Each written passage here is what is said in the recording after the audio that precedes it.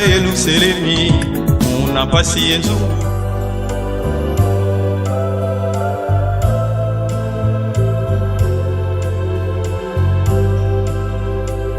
La presse, la sécurité, les conducteurs de véhicules, les architectes, les protocoles et autres, tous en mouvement, devant la résidence des chefs spirituels de l'église kimbangiste, Papa Simon Kimbangu Kiangani.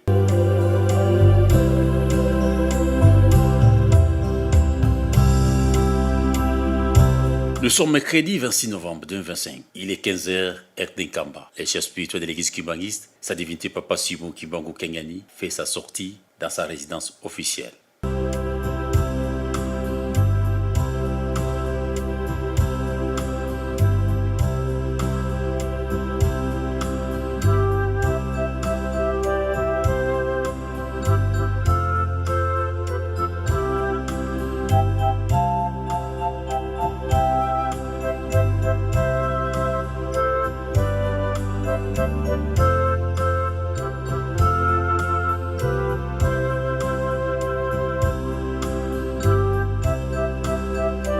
Le patron de l'église a effectué une visite d'inspection dans quelques sites de l'église kimbangiste, situés au périphérique de Kamba Nouvelle, Jérusalem.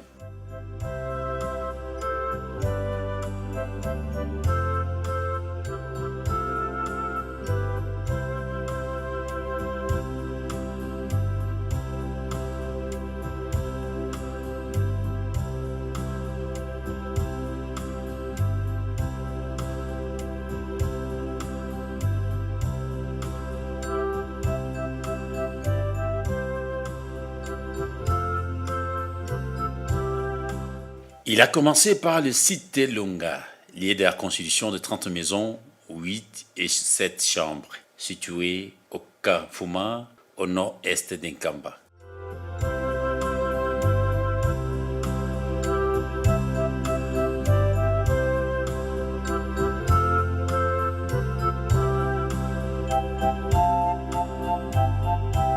Les 30 maisons ont été confiées au pays mouvement association au service de l'église kimbangiste déconstruit à une durée de 3 mois, dont la date de remise des clés au chef spirituel est fixée le 22 mars 2026. Sur le terrain, sa divinité Papa Simon Kimbangu Kiangani a eu des explications claires et son conseil direct Papa André Mbenza Kiangani.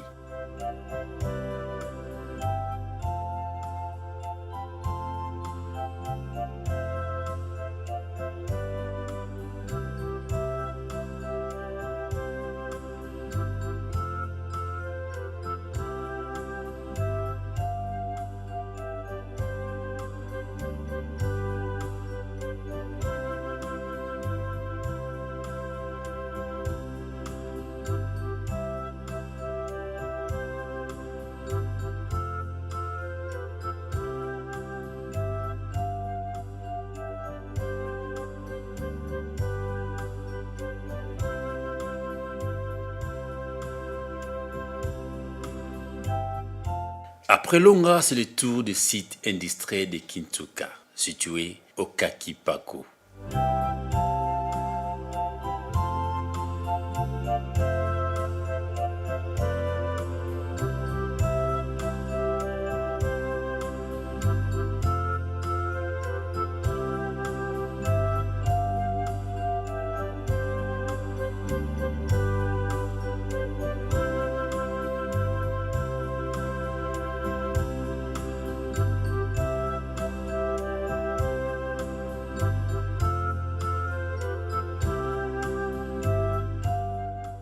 Les travaux de dessussouma et de planification des sites ont déjà fini. Les travaux exécutés par les Kouraya Kimbangistes de l'espace Grand Équateur, en Kamba.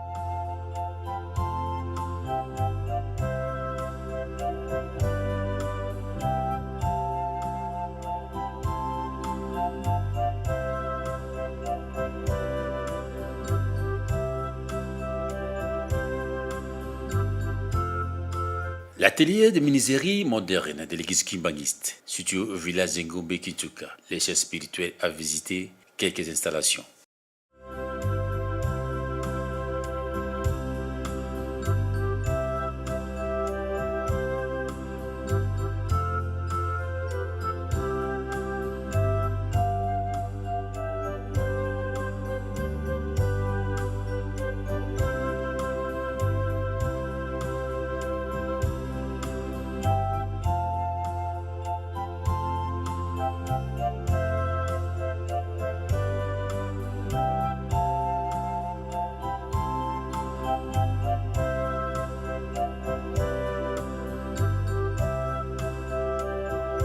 Une visite complète que sa divinité Papa Simon Kimbangu a effectuée, accompagné de son conseil direct, Papa André Mbeza Kiangani, quelques membres de son cabinet, le pasteur de la ville du Sainte, les clergés de l'église, presse et autres.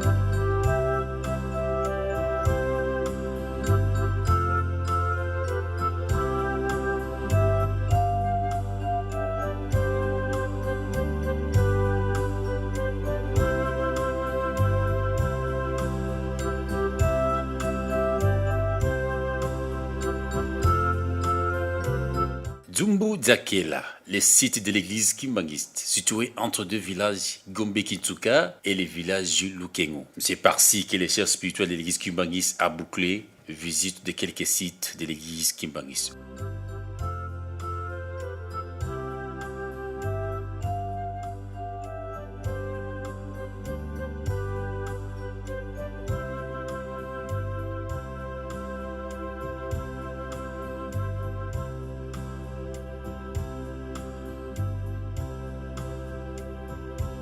Le directeur du cabinet chef spirituel, Papa Révérend Landundombaz, Maman Bijou, ou les conseillères au cabinet chef spirituel, pasteur de la ville sainte, Révérend Maya Ndofulu, directeur général des transports, ont exprimé tour à tour au micro de la radio-télévision kimbangiste. Merci beaucoup pour Maloba. Site Zanza Longa, site résidentiel. Longa, zalende sika eponami wana kotonga ba résidence nde yango wana omoni te papa kozala kuna atelemi wana kotala publicité esika yango wana oyo eza kolobama na kasi loko kolanda ndenge nini papa bokonza bule azokoma mikanda mpona kopesa bikateli na bato mpona mpina nini mpona nzanza Longa, les bas résidences, il y a modèle moko ya kitoko. Mo so ba koti ko la dit oui. Azai pa mo so te ekaka ka. Bikatele pesa ba ki bango. Ba sala na bango, pote ba pesa bikatele na bango. Ba la pe de voilà bango ko pa sa bango. Pote délai o e pesa mi ba tongi ndako. Comme on a dit, voilà, oui, l'équilibre. Nous sommes allés dans le projet où il y a l'Ingomba et Azokosala. Donc, il va participer, nous sommes partis à la musique. Nous sommes allés pembeni na papa pour nous copier ma boko, na ndenge bikati les copier na bango. En tout cas, pour na biso bandimi kimbangiste bisika nyoso tozali tomona mukolo mwala yo kwa likambo pambati. Et ça, les makanango, mais les lois, ils allaient, tout bien en journée, ils allaient exceptionnel. Comme on a yé, mon côté tata, mon conziabule, na sima ya ko lancer, mais ça là, où ils allaient kotonga manamboka ya Nzanza Longa, yé mon côté les sous, facile côté les makona kokeni kotala, mais ça là, on a ndenge ni bandeli. Pe a profiter les sous pour que na ba site ndenge na kati na nzinga na Yerusalem pour na kokende kotala ndenge ni misala eza kokende papa ezali musala oyo ke mwana nyonso ya papa Simon Kimbangu kiangani esika zwami asimba likambo na maboko pamba te likambo tata Nzambe ezalaka lokola blague mende ekendaka pe solo bongo esengi na mondimi nyonso esika nyonso tozwami mwana nyonso papa Simon Kimbangu kiangani misala tozwami tukoka kotelema totelema kaka na ba sensibilisation te pe na mabondeli po likambo yango ezwa elonga po soki Nzambe asepende biso bato tozwaka mapamboli papa journaliste na mokusi tokokolobela na ndenge wana ezali mokolo esengo esepelisi pe biso kotala na suka ya mbula tata mokonzi ya mbula amema biso totambola totala bisika ya ndenge na ndenge mpona biso surtout bana bavandi na Yelusalemi toza mpenza na esengo esengo ya makasi ya makasi ya makasi mpe elamusi mpe biso lisusu. Merci papa journaliste. tozongisi nano matondi epai ya bino batata mpe bamama journaliste ya radio télévision kimbangiste kobanda na siège international awa na Nkamba ya solo mokolo ya lelo tata Molimo Santo asali biso surprise eyebanaki te moko te alotelaki yango ndoto kasi epai ya Nzambe surprise ezalaka te esengo makasi pamba te tata Molimo Santo asali tour ya bisika oyo ye apeselaki mbano ete totonga Yelusalemi na banorme oyo ya lola nde yango tokende kobandela kuna na site ya Longa esika tozali kotonga site résidentielle moderne awa na Nkamba tokei kuna na Kankipaku koleka imprimerie esika site industriel ezali tolongwe kuna tokei na Mwanzo Kienga kuna na Ngombe Kinsuka esika un grand atelier moderne ya menuiserie esalemi tolongwe wana tokei na Zumbuli ya Kela kuna pe bandako ya kitoko site ezali déjà très aménagé restaurant ezali na ba salle de réunion vraiment tout sepeli mingi. Merci beaucoup papa journaliste. Ngai kombo nanga papa Maya, président général ya Kinzungili la Ajax et directeur général ya transport. Papa lelo a tamboli a visité quelques sites ya Nkamba. D'abord, il y a un motif, il y a satisfaction et il y a joie.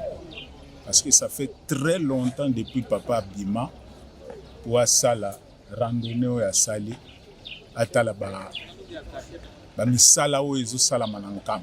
Donc c'est d'abord quelque chose où il s'est payé si bisonios. Tour à tour, Papa Tali, Nzanza Longa, Isika ou Bakabuli, Isika ou Bandako. Rotongama atali Nzanza Nzumbudia Kinsuka esika oyo Ngomba Poni pour asala et comment on dirait site industriel et puis atali Mwanza Kienga esika atelier salami puis ake sur sana Zumbudia Kenya. Donc bisika wana nyonso papa atali eza misala lingombe zo salama le train en marche ndenge kaka alobaka mille pattes azongaka nsima te avant nkambe ezotongama oyo azolala atikali kidiba nkambe ezotongama ezokoma mboka monene ezokoma cité monene ezokoma ville yo soki ozokanisa ke misala ezosalama te yo moko kaka. Après l'explication claire fournie par son conseil direct, les patrons de l'église Kimbangiste pleinement satisfaits et l'avancement des travaux.